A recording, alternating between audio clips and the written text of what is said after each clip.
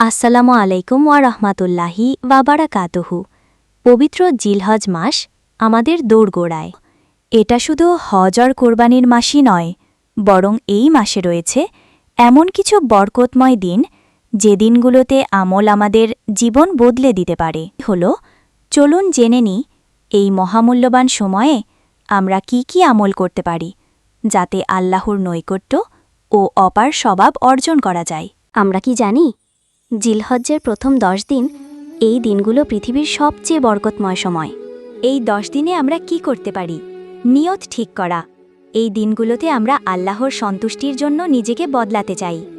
হে আল্লাহ, আমরা যেন এই দিনগুলোকে উপযুক্ত মর্যাদায় পালন করতে পারি।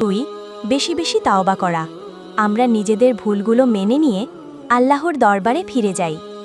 হে রব, আমাদের গুনাহ মাফ করে দাও, তুমি তো পরম দয়ালু। তাসবিহ, তাহমিদ, তাকবীর, তাকবীর।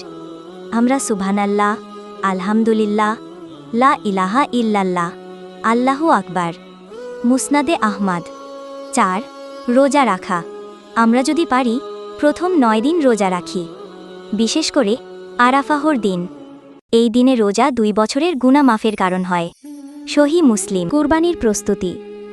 আমাদের মধ্যে যারা সামর্থ্যবান, আমরা কুরবানির মাধ্যমে আল্লাহর নৈকট্য লাভের চেষ্টা করি।